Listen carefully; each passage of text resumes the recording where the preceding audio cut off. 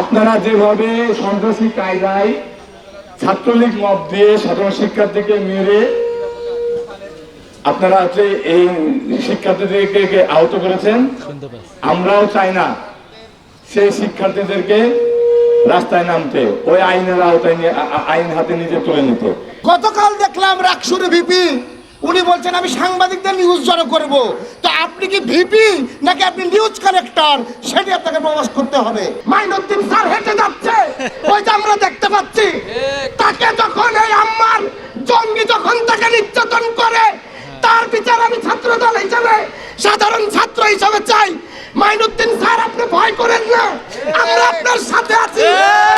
এই হামলার প্রতিবাদে আমরা এখানে দাঁড়িয়েছি এবং রাজশাহী বিশ্ববিদ্যালয়ের সমস্ত শিক্ষার্থীরা ওই রাকসু নেতৃবৃন্দ, শিবিরের নেতৃবৃন্দের উপরে ভীত সন্ত্রস্ত। এই কারণে আমরা তাদের যে হামলা, এই হামলার প্রতিবাদ করার জন্যই আমরা রাজশাহী বিশ্ববিদ্যালয়ের সাধারণ শিক্ষার্থীরা এখানে উপস্থিত হয়েছি। আমরা সকল শিক্ষার্থীরা আমরা একটা জিনিস চাচ্ছি, যেই দোষ করবে তথ্য প্রমাণ আছে, ভিডিও ফুটেজ আছে, এর মাধ্যমে যেন প্রকৃত যারা অভিযুক্ত, যারা দোষ করেছে তাদের যাতে উপযুক্ত বাংলাদেশি আইনে তাদেরকে উপযুক্ত শাস্তি দেওয়া হয়। AKS অর্জন করলো গিনেস ওয়ার্ল্ড রেকর্ডস। AKS লাইব্রেরির মতন নিরাপদ স্থানে, যেখানে জ্ঞান চর্চা হয়, যেখানে রাজশাহী বিশ্ববিদ্যালয়ের শিক্ষার্থীরা পড়াশোনা করে, সেই জ্ঞান চর্চা স্থানে এসে সেই জঙ্গি ছাত্র শিবিরের নেতৃবৃন্দ এসে রাজশাহী বিশ্ববিদ্যালয়ের শিক্ষার্থীদেরকে ছাত্রলীগের নাম দিয়ে মব তৈরি করে তাদেরকে আহত করেছে। মূলত উদ্দেশ্য ছিল তাদের হত্যা করা, হত্যা করে রাজশাহী বিশ্ববিদ্যালয় অস্থিতিশীল পরিবেশ সৃষ্টি করা, রাজশাহী বিশ্ববিদ্যালয়ে পড়ালেখার পরিবেশ নষ্ট করা, এটাই ছিল ছাত্র শিবিরের উদ্দেশ্য।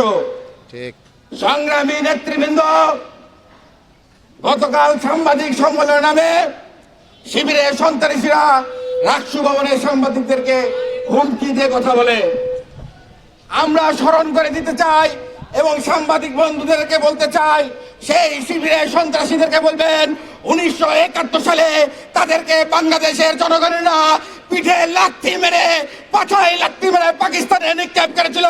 প্রিয় রাজশাহী বিশ্ববিদ্যালয়ের শিক্ষার্থীবৃন্দ, আজকে আপনাদের এই মানববন্ধনে এই আয়োজনই প্রমাণ করে রাজশাহী বিশ্ববিদ্যালয়ের শিক্ষার্থীদের মেরুদণ্ড রয়েছে, রাজশাহী বিশ্ববিদ্যালয়ের শিক্ষার্থীদের বুকে দেশপ্রেম রয়েছে। তারা কোনো শিবিরের সন্ত্রাসী, যারা বাংলাদেশকে বিশ্বাস করে না, যারা বাংলাদেশের অস্থিতিশীল তৈরি করতে চায়, তাদেরকে আপনারা প্রত্যাখ্যান করেছেন। এই জন্য রাজশাহী বিশ্ববিদ্যালয়ের ছাত্র দলের পক্ষ থেকে আপনাদেরকে ধন্যবাদ জানাই। আপনাদেরকে বলতে চাই, রাজশাহী বিশ্ববিদ্যালয়ের ছাত্রদল আপনাদের বন্ধুপ্রীতম সংগঠন, আপনাদের সুখে দুঃখে সংগ্রামে রাজশাহী বিশ্ববিদ্যালয়ের ছাত্রদল আপনাদের সাথে ছিল। 2024-এর গণঅভ্যুত্থানে আপনাদের পাশে ছিল। ইনশাল্লাহ এই শিবিরের এই অপরাজনীতির বিরুদ্ধেও বাংলাদেশ জাতীয়তাবাদী ছাত্রদল আপনাদের পাশে থাকবে।